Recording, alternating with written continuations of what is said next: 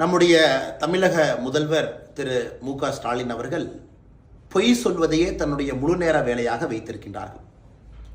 அவர் முதலமைச்சரான பிறகு எவ்வளவு பொய் சொல்லியிருக்காருன்னு பார்த்தீங்கன்னா, அந்த குற்றங்கள் அடுக்குனீங்கன்னா அதுக்கு நீங்கள் பக்கத்தை வைத்து நிரப்ப முடியாது. இன்று அவர் சொல்லியிருக்கக்கூடிய மற்றும் ஒரு பொய், நம்முடைய மாண்புமிகு பாரத பிரதமர் திரு நரேந்திர மோடி அவர்கள் தமிழர்கள் அவமதித்து பேசிட்டாங்க ஒரிசால தேர்தல் பரப்புரை என்பது.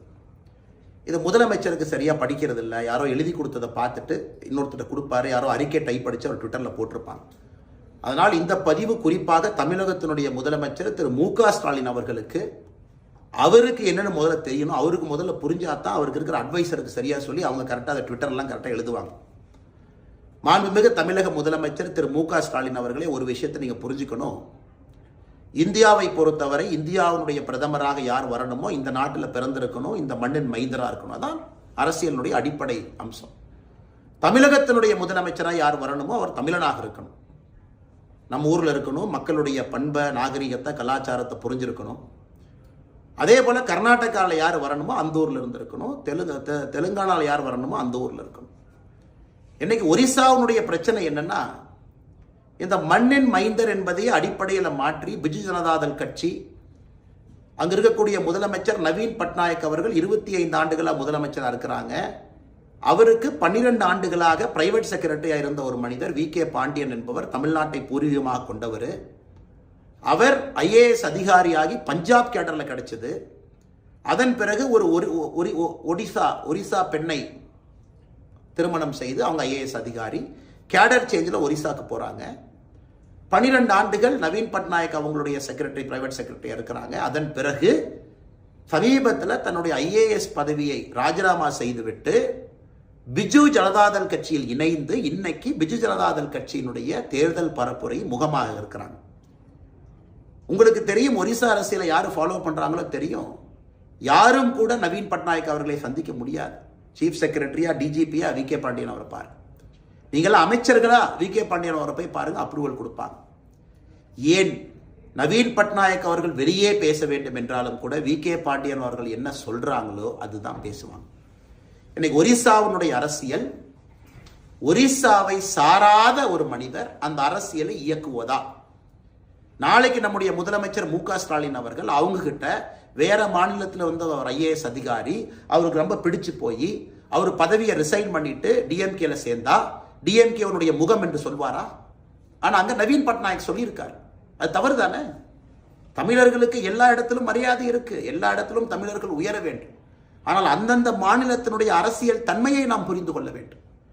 இன்னைக்கு பிரதமர் அவர்கள் பேசியிருப்பது பூரி ஜெகநாதர் ஆலயத்தினுடைய கருவூலத்தினுடைய சாவி, அது காணாமல் போயிடுச்சு. யாரோ திட்டம் போட்டு அதை மறைச்சிருக்கிறாங்க. 12 ஆண்டுகளாக முதலமைச்சருடைய செக்ரட்டரியா இருக்கக்கூடியவர் வி.கே. பாண்டியன். அப்ப அந்த சாவி எங்க போச்சு? அதுக்கு ஒரு கமிட்டி எல்லாம் போட்டிருக்காங்க. இன்னைக்கு ஒரிசால பாரதிய ஜனதா கட்சியினுடைய உறுதிமொழி, நாம் அங்கே ஆட்சிக்கு வரும்பொழுது அந்த சாவியை கண்டுபிடித்து திரும்ப கொண்டு வந்து பூரி ஜெகநாதர் அவர்களுக்கு எந்த மரியாதை செய்ய வேண்டுமோ நாம் செய்வோம். அந்த சாவி யார் கண்ட்ரோல்? அங்க முதலமைச்சரே டெக்னிக்கலா வி.கே. பாண்டியன் அவர் தானே. அந்த சாவி எங்க போயிருக்கு? அந்த சாவி யார் எடுத்து வெளியே கொடுத்திருக்காங்க? இதுதான். அதனால் முதலமைச்சர் புரிந்து கொள்ள வேண்டும், மு.க. ஸ்டாலின் அவர்கள் அவருடைய அறையை தாண்டி இந்தியாவில் என்ன நடக்குதுன்னு தெரிஞ்சுக்கணும். நாளைக்கு வேறு மாநிலத்தை சார்ந்த ஒருவர் டிஎம்கேல இணைஞ்சு முதலமைச்சர் அவருக்கு நெருக்கமானா அவரை தமிழகத்தினுடைய முதலமைச்சர் வேட்பாளர் திமுக அறிவிக்குமா? அப்போவெல்லாம் மண்ணின் மைந்தர் நம்ம பேசுறோமல்ல, அதே மாதிரி தான் ஒரிசாலையும் பேசுவாங்க. தமிழ்நாட்டில் மண்ணின் மைந்தர் இங்க இருக்கும் நம்ம பேசுறோம், நாம ஒரிசாக்கு மட்டும் தனி நியாயமா? அந்த இடத்துல இதை போன்ற குற்றத்தை பாரத பிரதமர் நரேந்திர மோடி அவர்கள் மக்களின் முன்பு குற்றம் சுமத்தி வச்சா எப்படி தப்பாகும்?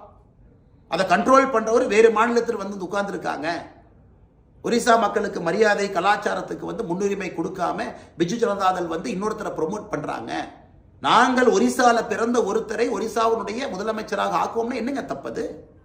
அதனால் முதலமைச்சர் அவர்கள் தயவு செய்து புரிந்து கொண்டு பேச வேண்டும். பிரதமர் அவர்களுக்கு தமிழக மக்களின் மீது அளவரிய அன்பு, மதிப்பு, மரியாதை இருக்கு. அதுக்கு தமிழ்நாட்டுக்காரங்க எல்லாத்தையும் கொண்டு போய் இந்தியாவில் இருக்கிற எல்லா மாநிலத்தினுடைய முதலமைச்சர் ஆக்க முடியுமா?